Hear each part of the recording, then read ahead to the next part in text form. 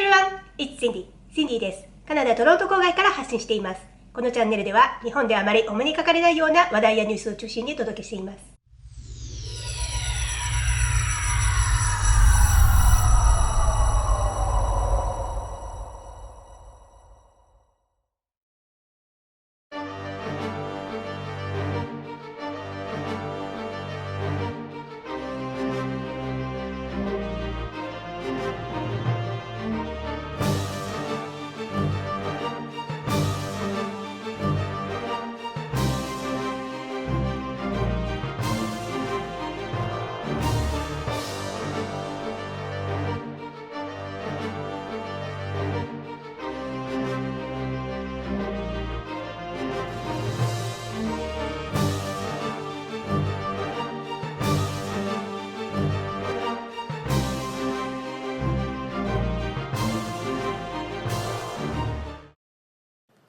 Principle as sacred as a civic value can be is fidelity to the rule of law. In times of stability, that principle can seem abstract, like something out of a legal textbook that isn't relevant to our daily lives. What went wrong, and how do we make it right? How to transform a justice system that does not work equally for all. That's what the ideal of equal justice under law is all about. Like everyone here, I've dedicated my career to helping uphold those principles, to attempting to uphold those principles, to helping has been symbolized as a woman blindfolded with a scale in her hands.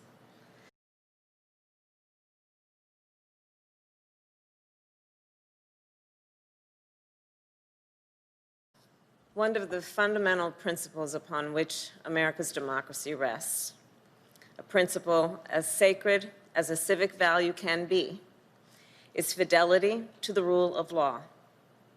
In times of stability, that principle can seem abstract, like something out of a legal textbook that isn't relevant to our daily lives. But in times of upheaval, we come to realize, to appreciate, just how vital the rule of law truly is. What we saw yesterday in our nation's capital was, as the president-elect has called it, an assault on the rule of law. And it has no place in our democracy. So I believe we must ask ourselves two questions about what happened yesterday. What went wrong, and how do we make it right? And I believe the answers require us to recognize that the challenge we're facing in our country is about more than the actions of the few we watched yesterday. It's about how to reform, how to transform a justice system that does not work equally for all. A justice system that is experienced differently depending on whether you're white or black. A justice system that is experienced differently if you're rich or poor. A justice system that's different depending on whether your job requires you to take a shower before you go to work or requires you to take a shower when you come home after work. We witnessed two systems of justice. When we saw one that let extremists storm the United States Capitol, and another that released tear gas on peaceful protesters last summer.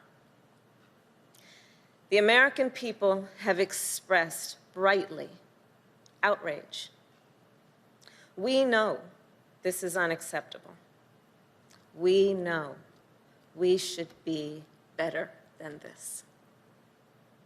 The promise of our country is that all people will be treated equally. That's what the rule of law is supposed to be about. That's what the ideal of equal justice under law is all about.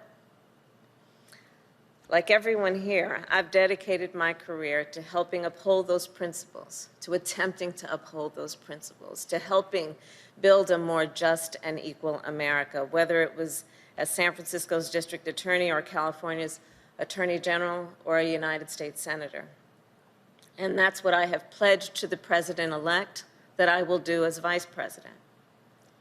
The public servants we are announcing today have also dedicated themselves to building a more just and equal America.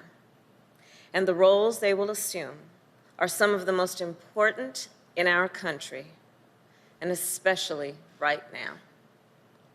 They will be responsible for pursuing justice and ensuring that all Americans are treated equally. They will be the guardians of our justice system.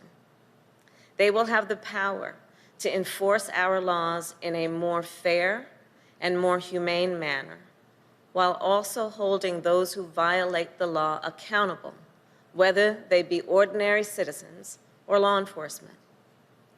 They will help protect the rights of every voter in our country, no matter what their background or where they live. And they will restore integrity and independence to the Department of Justice and rebuild the American people's trust in that most sacred institution. And I know they will do this because these nominees have the experience, the judgment, and moral compass that these roles demand, as well as an abiding commitment to supporting and defending the Constitution of the United States of America.